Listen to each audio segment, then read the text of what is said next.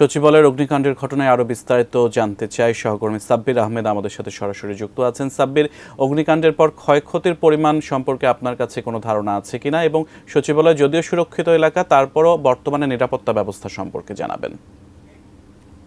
আপনারা জানেন সচিবালয়কে অনেকটা দেশের হৃৎপিণ্ড বলা হয়, কারণ সচিবালয়ের থেকেই মূলত বিভিন্ন ধরনের সিদ্ধান্ত নিয়ে তারপর সেগুলো বাস্তবায়ন করা হয়। কিন্তু সেই সচিবালয়ের মতো এই স্পর্শকাতর জায়গাতেই রাত থেকে যে আগুন ভয়াবহ অগ্নিকাণ্ডের ঘটনা ঘটেছে, সেই অগ্নিকাণ্ডে কিন্তু এখানকার সচিবালয়ের কয়েকটি গুরুত্বপূর্ণ মন্ত্রণালয়ের বিভিন্ন নথি ক্ষয়ক্ষতি হওয়ার আশঙ্কা রয়েছে। এখন আসলে যে নথিগুলো এই আগুনে পুড়ে নষ্ট হয়েছে, সেই নথির অন্যান্য কোনো কপি বা অন্যান্যভাবে নথিগুলোকে সংরক্ষণ করা হয়েছে কিনা এ নিয়ে কিন্তু একটি দুশ্চিন্তা রয়েছে, এবং কিভাবে এই সচিবালয়ের মতো গুরুত্বপূর্ণ একটি স্থাপনায় স্পর্শকাতর জায়গায় এই আগুন লাগলো সেই ব্যাপারটি নিয়েও উচ্চ পর্যায়ে আপনারা জানেন যে 7 সদস্যের তদন্ত কমিটি গঠন করা হয়েছে। সেই তদন্ত কমিটির ফাইন্ডিংসের ভিত্তিতেই মূলত আসলে পরবর্তীতে ব্যবস্থা নেওয়া হবে। এই মুহূর্তে যদি আপনি বলেন, সেটি হচ্ছে এই মুহূর্তে সচিবালয়ের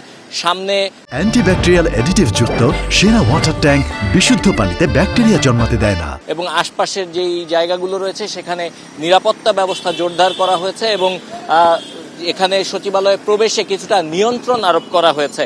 যে কাউকেই আসলে সচিবালয়ের ভেতরে ঢুকতে দেওয়া হচ্ছে না, এবং ফায়ার সার্ভিসের প্রায় 6 ঘন্টা চেষ্টার পর এই আগুন নিয়ন্ত্রণে আসে আজকে ভোরের দিকে। তো জিজ্ঞেস করা হয়েছিল আগুন নেভাতে আসলে এত সময় কেন লেগেছে।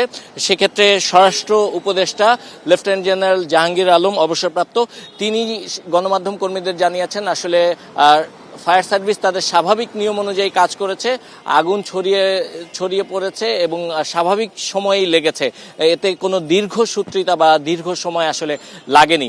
আরেকটি বিষয় তার কাছে জিজ্ঞেস করা হয়েছিল যে আসলে প্রাথমিকভাবে তারা নিশ্চিত হয়েছে কিনা যে কোথা থেকে আসলে আগুনের সূত্রপাত, সে ব্যাপারে তারা এখনো নিশ্চিত করে কিছু জানায়নি। তবে ফায়ার সার্ভিসের পক্ষ থেকে যেটি জানানো হয়েছে যে হয়তোবা শর্ট সার্কিট থেকে এই আগুনের সূত্রপাত হয়ে থাকতে পারে, কিন্তু এখনো পর্যন্ত আসলে পুরোপুরি তদন্ত শেষ না করা পর্যন্ত নিশ্চিত করে কিছু বলা যাবে না। তবে স্বরাষ্ট্র উপদেষ্টা যেটি বলেছেন যে যেই সময় আগুনটি লেগেছে সেই সময় ভেতরে কেউ অবস্থান করছিলেন না, কারো অবস্থান করার কথাও নয়, কারণ নির্দিষ্ট সময় অনুযায়ী বিকেল 5টার পরে আসলে সচিবালয়ে কারো থাকার কথা নয়। আর আগুন লেগেছে রাত 1:52 দিকে, তো সেক্ষেত্রে সে সময় এই সচিবালয়ের ভেতরে কেউই ছিল না, এবং ফায়ার সার্ভিসের কর্মীরা একটি দরজা ভেঙে সচিবালয়ের একটি গেট ভেঙে তারপর ভেতরে প্রবেশ করেছে।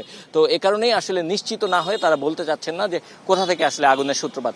এই ছিল এই মুহূর্তে সচিবালয়ের যে আগুন, সেই আগুনের সবশেষ।